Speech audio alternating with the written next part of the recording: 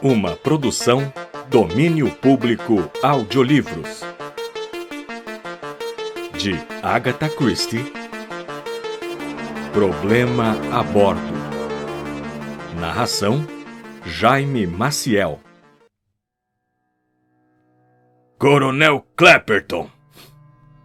E o General Forbes acrescentou à exclamação uma fungadela de desprezo. Miss Ellie Henderson inclinou-se para ele com um brilho divertido em seus olhos escuros. O vento brincava com seus cabelos prateados. Mas ele tem um ar tão marcial, disse ela com malícia, tentando conter os cabelos rebeldes. Marcial? Protestou o General Forbes, dando um violento puxão em seus próprios bigodes, enquanto suas bochechas ficavam escarlates. Ele comandou a Guarda Real, não foi? Acrescentou Miss Henderson, num toque final à provocação. Guarda Real? Que absurdo! Um sujeito que saiu do teatro de revista. Alistou-se durante a guerra e mandaram-no para a França. E ele ficou inventariando latas de presuntada até que os Boches deixaram cair uma bomba lá pela cozinha. Ele acordou na Inglaterra com um ferimentozinho no braço, no hospital de Lady Carrington. Então, foi assim que se conheceram? Exatamente. Ele bancou o herói ferido, pois Lady Carrington podia ser uma tola, mas tinha montanhas de dinheiro. O velho Carrington fora fabricante de armamentos, e ela enviovara há 6 meses, quando esse sujeito a passou na conversa.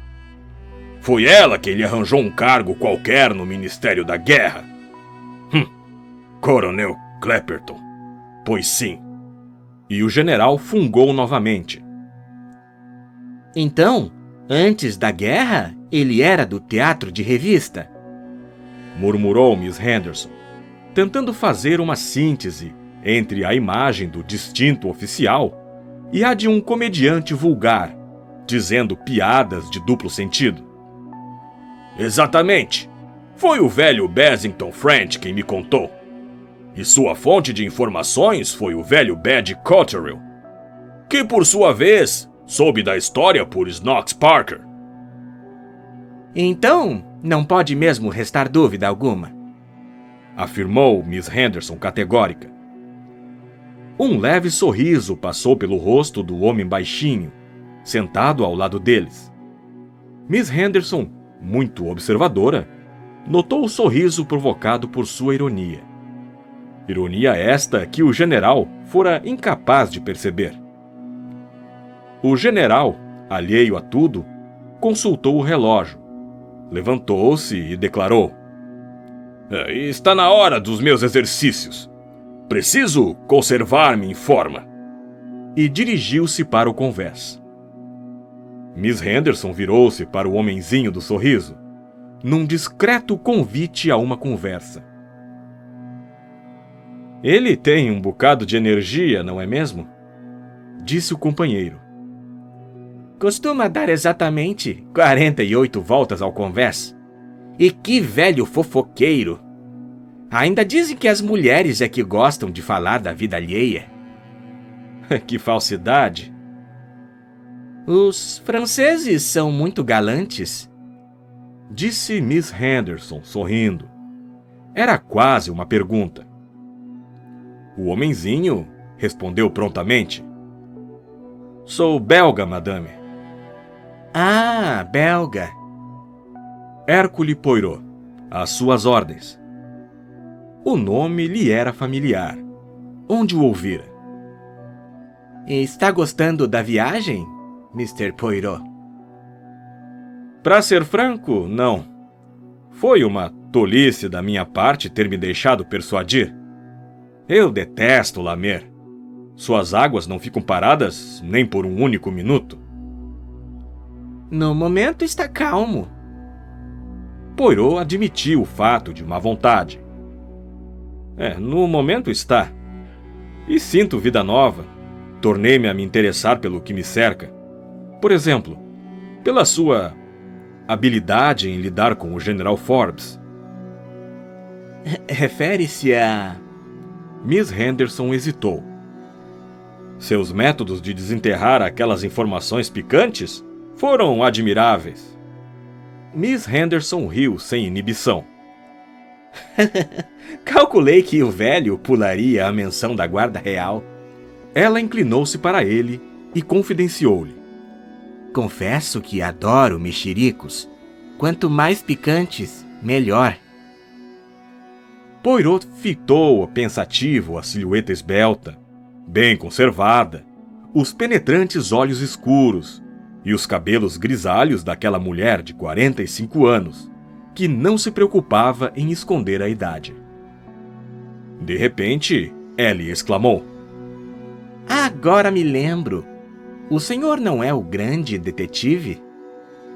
Oh, é muita amabilidade sua, mademoiselle. Respondeu Poirot com uma mesura. Que emocionante!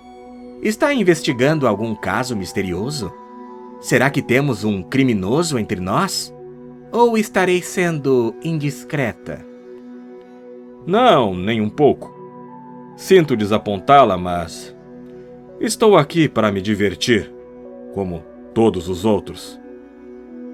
Ele fez esta declaração numa voz tão desanimada que Miss Henderson soltou uma gargalhada. Bem, o senhor poderia obter algum alívio dando uma volta por Alexandria? Já esteve no Egito? Não, mademoiselle. Inesperadamente, Miss Henderson levantou-se. Acho que vou imitar o general. Ela anunciou. Poirot ergueu-se polidamente. Com um rápido cumprimento, ela saiu para o convés. Levemente intrigado, Poirot dirigiu-se à porta e espiou o tombadilho. Encostada à murada, Miss Henderson conversava com um homem alto, de aspecto marcial. Os lábios de Poirot contraíram-se num leve sorriso. Recuou diplomaticamente, como uma tartaruga recolhendo-se a seu casco. O salão estava vazio. Uma situação transitória, conjecturou Poirot, acertadamente. Pois, dali a instante, Miss Clapperton, com os imaculados cabelos platinados, protegidos por uma rede, e a silhueta conservada por massagens e dietas, num elegante costume esporte, apareceu na porta do bar. Tinha o ar seguro de alguém que sempre pudera oferecer o lance mais alto por um objeto desejado. John? Disse ela. Bom dia, Mr. Poirot. Viu John por acaso? Ele está no convés de estibordo, madame. Deseja que eu... Ela o deteve com um gesto. Vou esperar aqui.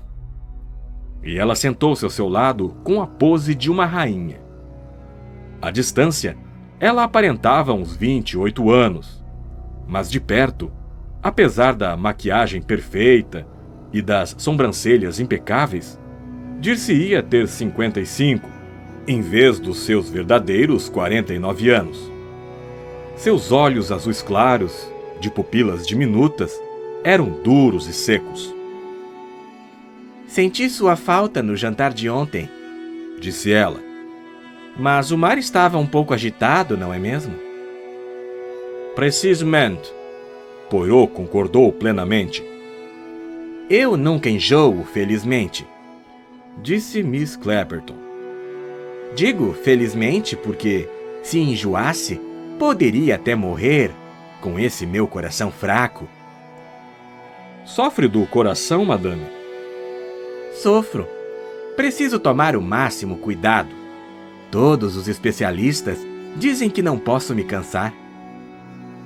E Miss Clapperton começou a discorrer, deliciada sobre o fascinante tema de sua saúde precária. John, pobrezinho, está sempre fazendo o possível para impedir que eu me canse. Vivo muito intensamente, sabe, Sr. Poirot? Faço ideia, madame. Ele está sempre me aconselhando. Tente ser menos vibrante, Adeline. mas não consigo. A vida é para ser vivida, não concorda? Quando era mocinha, durante a guerra, trabalhei até quase a exaustão completa. Ouviu falar em meu hospital? Naturalmente, tinha enfermeiras e auxiliares, mas quem dirigia tudo era eu. E ela deu um suspiro. Sua vitalidade é admirável, madame, disse Poirot, cortesmente, mas sem muita convicção. A senhora Clapperton soltou uma risada juvenil. Todos me acham tão jovem, e nunca tento negar meus 43 anos. Prosseguiu ela com falsa candura. Muitos acham difícil de acreditar. Você tem tanta vida, Adeline, eles me dizem. Mas, se não nos esforçarmos para viver, o que acontecerá, Sr. Poirot? Morreremos, retrucou o detetive. A senhora Clapperton franziu a testa. A resposta não lhe agradara. O homenzinho está tentando ser engraçado, ela pensou. Preciso encontrar John, ela declarou, levantando-se e deixando cair a bolsa, que se abriu espalhando seu conteúdo. Poirot, galantemente, correu em auxílio. Dali a pouco, batons, estojos de pó, cigarreira, isqueiro e outras miudezas haviam sido devolvidos à dona. A senhora Clapperton agradeceu-lhe educadamente e seguiu para o convés. John! Era uma ordem. O coronel Clapperton, entretido em animada conversa com Miss Henderson, virou-se e atendeu prontamente ao chamado da esposa. Debruçou-se sobre ela em atitude protetora. A espreguiçadeira estava em bom lugar? Não seria melhor? Atencioso, cortês, era o protótipo do marido dedicado. Miss Ellie Anderson contemplou o horizonte como se esse a desagradasse profundamente. Em pé na porta do salão, Poirot observava. Uma voz rouca e poderosa comentou em suas costas. Se eu fosse o marido daquela mulher, cortava-lhe o pescoço. Era um senhor venerando, conhecido pela turma mais jovem como o mais velho plantador de chá do mundo. Ei, rapaz, traga-me uma dose de uísque, pediu o velho.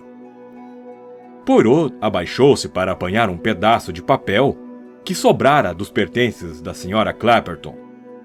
Era parte de uma receita contendo digitalina. O detetive colocou-a no bolso para devolvê-la mais tarde. Aquela mulher é uma megera. Faz-me lembrar uma outra que conheci em Puna, em 1887. Disse o velho. Alguém cortou-lhe o pescoço? Perguntou Poirot. O companheiro sacudiu a cabeça, pesaroso. Encheu tanto a paciência do marido que ele acabou morrendo em menos de um ano. Clapperton devia se impor, dar menos trela à mulher. Ela controla o dinheiro? Explicou Poirot, muito sério. O velho deu uma gostosa risada. O senhor definiu muito bem o problema. Duas mocinhas irromperam, sala dentro, com a impulsividade da juventude. Uma sardenta de cabelos ruivos e a outra de rosto redondo e linda cabeleira escura. Serviço de salvamento! Anunciou Kitty Money. Pen e eu vamos salvar o coronel Clapperton. Das garras da esposa, concluiu Pamela Cregan. Ele é um amor. E ela, simplesmente horrorosa, não deixa fazer nada. E quando ele se livra dela, Ellie Henderson o agarra. Ela é boazinha, mas tão velha. Elas saíram apressadas, anunciando entre risadinhas. Serviço de salvamento! Serviço de salvamento! À noite, as moças demonstraram ter firmes propósitos de salvar o coronel Clapperton. Pan Cregan, com a impunidade de seus 18 anos, murmurou ao ouvido de Poirot. Observe só, Sr. Poirot. Vamos pegá-lo bem no nariz dela e levá-lo para um passeio ao luar. O coronel estava dizendo: admito que o Rolls Royce não é barato, mas é carro para uma vida inteira. O meu... O carro de minha esposa, John. Corrigiu a voz cortante da Sra. Clapperton. Ele não se deu por achado. Aparentemente, já se acostumara às indelicadezas dela. Ou então... Poirot formulou algumas respostas mentais àquela pergunta. Certamente, querida, o seu carro. Clapperton fez uma mesura à esposa e terminou a frase iniciada com perfeita compostura. Voilà ce qu'on appelle le pouca sahib, pensou Poirot. Mas, na opinião do general Forbes, ele não é um cavalheiro. O caso me intriga. Alguém sugeriu uma partida de bridge. A Sra. Clapperton, o general Forbes e um casal de narizes aquilinos acolheram a ideia com entusiasmo. Miss Henderson pediu licença e se dirigiu ao convés. E o seu marido? Perguntou o general, hesitante. John não joga. É uma das suas manias irritantes, disse a Sra. Clapperton, arrumando suas cartas. Pam e Kitty cercaram o coronel, e cada uma apoderou-se de um dos braços do oficial. O senhor tem que vir conosco, disse Pam. Vamos ver a lua no convés superior. Não faça uma tolice dessas, John. Vai apanhar um resfriado. Interveio a Sra. Clapperton. Conosco não há perigo, disse Kitty. Somos muito esquentadas. Ele as acompanhou rindo. Ao chegar sua vez, a Sra. Clapperton disse secamente: Eu passo. Poirot saiu para o convés. Encostada à murada, Miss Henderson virou-se esperançosa quando ele se aproximou. E seu rosto anuviou-se. Trocaram algumas frases amáveis e ele ficou em silêncio. O que o preocupa? Ela perguntou. As deficiências do meu inglês, ao declarar, John não joga. A Sra. Clapperton estava, acaso, querendo dizer que o coronel não sabe jogar? Certamente ela considera o fato uma afronta pessoal, disse Ellie em tom seco. Ele foi um tolo em desposá-la. Na escuridão, Poirot sorriu. Não acha possível que o dele seja um bom casamento? Ele arriscou. Com uma mulher daquelas? Poirot encolheu os ombros. Muitas megeras têm maridos devotados. É um dos enigmas da natureza. A senhorita precisa admitir que nada do que ela diz ou faz parece irritá-lo. Miss Henderson procurava uma resposta, quando a voz da Sra. Clapperton ecoou através da janela do salão. Não estou com vontade de jogar outra partida. Está muito abafado aqui.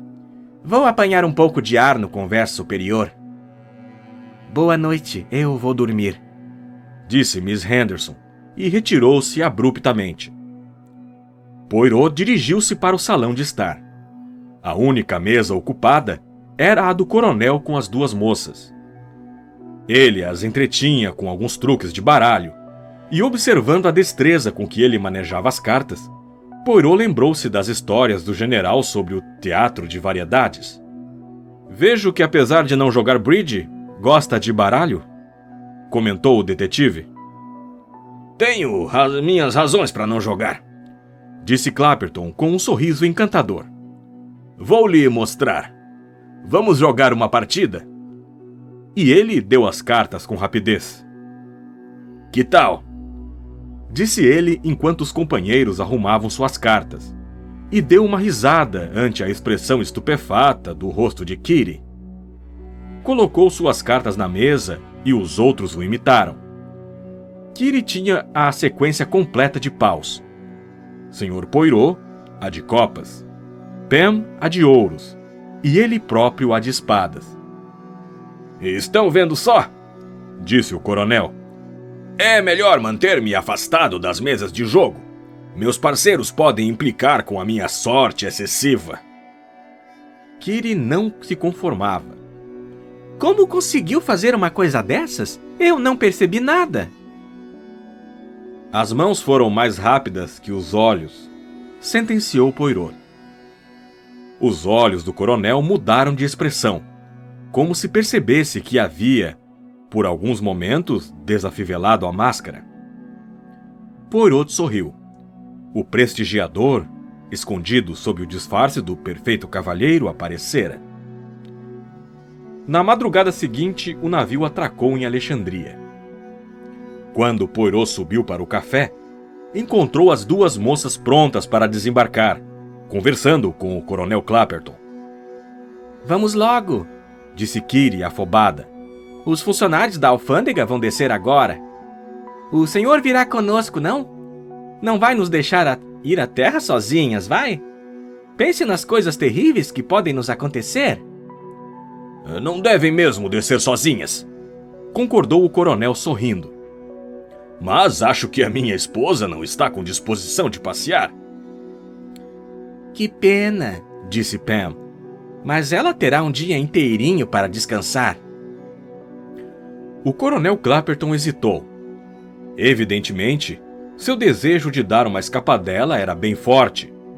Viu Poirot. Olá, senhor Poirot. Vai desembarcar? Não, penso que não, respondeu Poirot. Eu vou falar com Adeline, decidiu-se o coronel. Vamos também, disse Pam, piscando um olho para Poirot. Talvez possamos persuadi-la a vir, acrescentou muito séria. O coronel gostou da sugestão. Sua expressão era de alívio. Venham, então, todos, ele disse jovialmente e dirigiu-se para o convés B. Poirot, cujo camarote ficava bem em frente ao do coronel, seguiu-o por pura curiosidade. O oficial bateu na porta com um pouco de nervosismo. Adeline, querida, está acordada? A voz sonolenta da senhora Clapperton respondeu lá de dentro. Diabos, o que é? Sou eu, John. Quer ir à terra? De maneira alguma. A voz era estridente e categórica. Dormi muito mal. Vão passar o dia deitada. Pam interveio prontamente. Que pena, senhora Clapperton. Gostaríamos tanto que nos acompanhasse. Tem certeza de que não está disposta? Certeza absoluta. A voz da senhora Clapperton soou ainda mais estridente. O coronel virava a maçaneta sem resultado. O que é, John? Tranquei a porta. Não quero ser incomodada pelos camareiros. Desculpe, querida. Eu só queria meus cigarros. Vai ter que passar sem eles, retorquiu a senhora Clapperton. Não vou me levantar. Vá logo agora, John. Deixe-me em paz. Pois não, querida. Pois não. O coronel afastou-se de braços com Pam e Kiri. Vamos logo. Felizmente, seu chapéu está na cabeça. Nossa, e o passaporte? Disse uma das moças. Para falar a verdade, está em meu bolso, começou a dizer o coronel. Kiri apertou o seu braço. Que maravilha! Vamos embora. Encostado à murada, Poirot observou o trio descer as escadas para o cais. Alguém soltou uma exclamação ao seu lado, e ele virou-se e deparou com Miss Anderson olhando na mesma direção. Então eles vão à terra, disse ela. E a senhorita não vai imitá-los? Ela trazia um chapéu de abas largas e uma bolsa elegante, próprios para um passeio. Entretanto, após uma ligeira hesitação, ela sacudiu a cabeça. Não vou descer. Tenho algumas cartas para escrever, disse e retirou-se. Com a respiração ofegante, ao terminar sua 48ª volta, O general Forbes juntou-se a Poirot. Ah! Exclamou ao ver o coronel na companhia das duas mocinhas. Que malandro! Então, as coisas estão nesse ponto, hein? Onde ele está? E onde está a infeliz consorte? Poirot explicou que a senhora Clapp pretendia passar o dia descansando. Não acredito! E o velho militar piscou um olho. Daqui a pouco, ela vai aparecer, e se o miserável não estiver por aqui, vai haver uma encrenca dos diabos. Mas os prognósticos do general não se realizaram. Senhora Clapp não compareceu ao almoço e não havia se levantado ainda quando o coronel retornou às 4 da tarde. Poirot, em seu camarote, ouviu as tímidas batidas na porta em frente. As batidas se repetiram. Alguém girou repetidamente a maçaneta e, afinal, ouviu a voz do coronel chamando o camareiro. Ei, venha cá! Ninguém responde! Você tem uma chave? Poirot ergueu-se rapidamente de seu beliche e saiu para o corredor. A notícia se espalhou como fogo em capim seco pelo navio. Os passageiros ouviam, incrédulos e horrorizados, que a senhora Clapperton fora encontrada morta em seu beliche, com uma adaga nativa enfiada no coração. Um colar de contas marrons fora achado no chão do camarote. Os rumores multiplicaram-se. Todos os vendedores de quinquilharias que haviam subido a bordo naquele dia foram detidos e interrogados. Desaparecera uma grande quantia em dinheiro de uma gaveta do camarote. Haviam recuperado as notas. Não haviam recuperado as joias. Joias valiosíssimas haviam sido roubadas. Que joias que nada! Um camareiro fora preso e confessara o crime. Senhor Poirot, onde está a verdade? Perguntou Miss Ellie Henderson. Seu rosto estava pálido e angustiado. Minha cara senhorita, como vou saber? O senhor sabe, sim, disse Miss Henderson. Era quase meia-noite. A maioria dos passageiros havia se recolhido. Miss Henderson conduziu Poirot para 2 cadeiras no convés. Conte-me agora, ela ordenou. Poirot a fitou, pensativo. Esse é um caso interessante, disse ele. Roubaram mesmo joias valiosas? Poirot sacudiu a cabeça. Não roubaram joia alguma. Mas algumas notas que estavam numa gaveta desapareceram. Nunca mais me sentirei segura num navio, disse ela com um estremecimento. Há alguma pista indicando qual daqueles vigaristas morenos a matou? Não, disse Hercule Poirot. O caso é muito estranho. Que pretende dizer com isso? Ellie foi incisiva. Bem, vamos aos fatos. Quando encontraram o corpo da senhora Clapperton, ela estava morta há pelo menos umas 5 horas. Desaparecera algum dinheiro. No chão do camarote, um colar de contas. A porta trancada, sem a chave. A janela, ouça bem, a janela, e não escotilha, dando para o convés, aberta. E daí? Perguntou ela, impaciente. Não acha curioso um assassinato cometido nessas circunstâncias? Lembre-se de que os vendedores de cartões postais, os cambistas e os camelôs, que têm permissão para subir a bordo, são bem conhecidos pela polícia. E mesmo assim, os camareiros trancam as portas dos camarotes, retrucou Ellie. É verdade, para impedir a possibilidade de algum pequeno furto, mas um assassinato é coisa diferente. Onde quer chegar, Sr. Poirot? A voz dela traía nervosismo.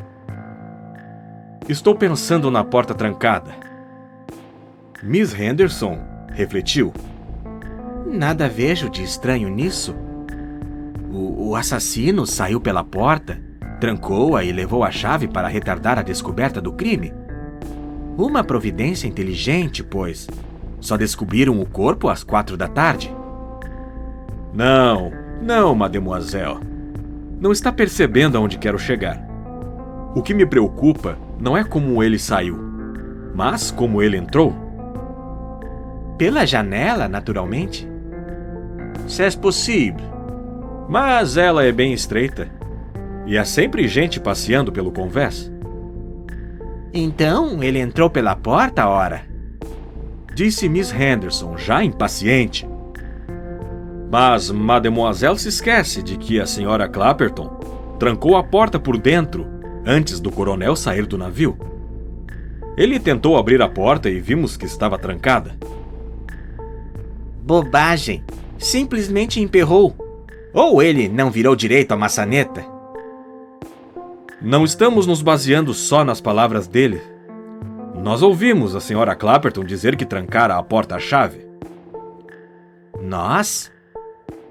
Miss Money, Miss Cregan, o coronel e eu. Ellie Henderson bateu com a ponta do sapato elegante no chão. Ficou calada algum tempo e então disse com ligeira irritação: Bem, e o que deduz daí? A senhora Clapperton pode muito bem ter destrancado a porta depois. Exatamente. E Poirot voltou para ela o rosto sorridente. E veja a que isso nos leva. A senhora Clapperton abriu a porta e deixou o assassino entrar. Acha provável que ela tenha aberto a porta a um camelô qualquer? Ellie protestou. Talvez ela não soubesse quem era. O criminoso bateu, ela levantou-se e abriu a porta. Ele forçou a entrada e a matou. Poirot sacudiu a cabeça numa negativa. Ao contraire. Ela estava pacificamente deitada quando a apunhalaram. Miss Henderson o encarou. O que deduz daí? Ela perguntou abruptamente. O detetive sorriu. Bem, fica-nos a impressão de que ela conhecia bem essa pessoa que bateu em sua porta. Está querendo dizer que o assassino é um passageiro do navio? Disse Miss Henderson com alguma rispidez. É o que parece, respondeu Poirot balançando a cabeça. E o assassino tentou despistar-nos com o colar? Exatamente. E levou o dinheiro com o mesmo propósito? Isso mesmo. Depois de alguns momentos de silêncio, Miss Henderson disse pausadamente: No meu conceito, a senhora Clapperton era uma mulher muito desagradável. E não creio que algum passageiro simpatizasse com ela. Mas isso não é motivo suficiente para matar alguém? Talvez o marido tivesse um bom motivo, disse Poirot. O senhor não acredita? Ela calou-se. Na opinião geral dos passageiros, o coronel Clapperton teria toda a razão se lhe cortasse o pescoço. Se não me engano, foi a expressão que ouvi. Ellie Henderson olhava para ele à espera. Mas devo confessar, prosseguiu Poirot, que não notei nenhum sinal de exasperação por parte do coronel. E o que é ainda mais importante, ele tem um álibi. Passou o dia inteiro na companhia das duas moças, e quando voltou para o navio às 4, a senhora Clapperton estava morta há várias horas. Após outro minuto de silêncio, Ellie Henderson disse baixinho: Mas o senhor ainda pensa num passageiro do navio? Poirot curvou a cabeça. Ellie Henderson soltou uma súbita gargalhada, desafiadora e imprudente. Será difícil provar sua teoria, Sr. Poirot. Há muitos passageiros a bordo? O detetive fez-lhe uma mesura. Plagiando Sherlock Holmes, direi: tenho meus métodos, Watson. Na noite seguinte, na mesa do jantar, Cada passageiro encontrou um bilhete pedindo seu comparecimento a uma reunião no salão principal às 8h30. Quando o grupo estava completo, o capitão subiu na plataforma da orquestra e dirigiu-lhes a palavra. Senhoras e senhores, todos tomaram conhecimento da tragédia de ontem. Tenho certeza de que desejam cooperar para que o culpado desse monstruoso crime seja levado à justiça. O oficial hesitou e pegarreou. A bordo viaja o Sr. Hercule Poirot, provavelmente conhecido de todos graças à sua ampla experiência em tais assuntos. Espero que ouçam com atenção as suas palavras. Nesse instante, o Coronel Clapperton, que não subira para o jantar, entrou e sentou-se ao lado do General Forbes. Muito abatido, parecia curvado sob o peso de uma grande tristeza. E não tinha absolutamente o aspecto de um homem aliviado. Ou era um ótimo ator, ou nutrira uma genuína afeição por sua desagradável esposa. O capitão cedeu o lugar ao detetive. Poirot tinha uma aparência um tanto ridícula ao cumprimentar a plateia. Mesdames et messieurs, começou. É muita indulgência de sua parte ouvirem o que tenho a dizer? Le Capitaine falou-lhes sobre a minha experiência nesses assuntos. Essa experiência me sugeriu uma pequena ideia, que poderá nos levar à verdade. Ele fez um sinal, e um camareiro adiantou-se com um volume informe, envolto num lençol. Talvez me surpreendam e me considerem um excêntrico, talvez mesmo um louco, preveniu-os Poirot. Entretanto, asseguro-lhes que há método em minha loucura, como costumam dizer na Inglaterra. Seu olhar cruzou-se com o de Miss Henderson, e ele começou a desembrulhar o volume. Tenho aqui, Mesdames et Messieurs, uma importante testemunha do assassinato da Sra. Clapperton. Com um gesto rápido, ele retirou o lençol, revelando um boneco de madeira quase do tamanho de um homem adulto, vestido num terno de veludo com gola de renda. Arthur, disse Poirot no inglês autêntico, como um leve sotaque cockney. Você pode me contar alguma coisa a respeito da morte da Sra. Clapperton?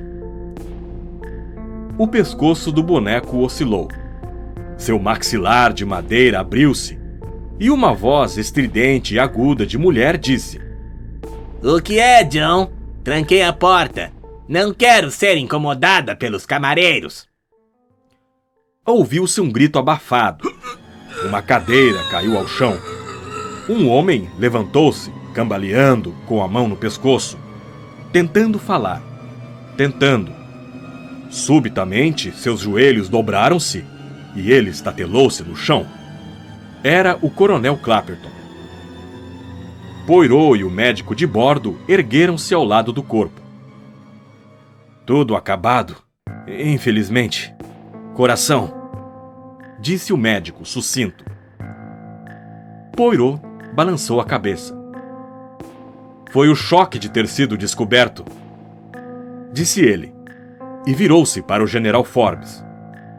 O senhor general deu-me uma indicação valiosa quando mencionou o teatro de variedades. Fiquei pensando até que me ocorreu uma ideia. Imaginemos que Clapperton fosse um ventríloco antes da guerra. Seria, então, perfeitamente possível que 3 pessoas ouvissem a voz da Sra. Clapperton de dentro do camarote, quando ela já estava morta. A seu lado, Ellie Henderson voltou para ele os olhos escuros, cheios de sofrimento. O senhor sabia que o coração dele era fraco? Ela perguntou. Adivinhei. A Sra. Clapperton queixou-se de deficiência cardíaca, mas deduzi que era o tipo de mulher que adora queixar-se da saúde. Achei uma receita rasgada com uma dose muito forte de digitalina, um remédio para o coração. Mas digitalina dilata as pupilas e as da senhora Clapperton eram normais. Mas quando observei os olhos dele, descobri imediatamente que a receita lhe pertencia. Ellie falou, e sua voz era um murmúrio. Então o senhor sabia que isso poderia acabar assim? Foi o melhor que poderia ter acontecido a ele? Não acha, mademoiselle? Ele perguntou com brandura. Os olhos dela encheram-se de lágrimas. O senhor sabia o tempo todo que eu gostava dele. Mas não foi por mim que a matou. Foram aquelas moças, a juventude delas, que o fizeram sentir sua escravidão. Ele queria libertar-se antes que fosse demasiado tarde. Sim, foi o que aconteceu. Como o senhor adivinhou que ele a matara? O autocontrole dele era perfeito demais, disse Poirot com simplicidade. Por mais exasperante que fosse a conduta da esposa, nunca o afetava. Podia ser uma indicação de que ele acostumara-se ao fato e não se irritava mais. Ou então... bem, concluí pela última alternativa. E eu estava certo. Na noite antes do crime, ele fingiu revelar sem querer suas habilidades de prestidigitador. Mas um homem como Clapperton nunca age irrefletidamente. Deveria haver uma razão para esse procedimento. Enquanto as pessoas julgassem que ele fora um mágico, não pensariam que pudesse ser um ventríloco. E a voz que ouvimos? A voz da senhora Clapperton? Uma das camareiras tem uma voz semelhante à dela. Convencia a se esconder atrás do palco e a dizer aquela frase. Foi um truque cruel, exclamou Ellie. Não aprovo assassinatos, disse Hercule Poirot. Fim.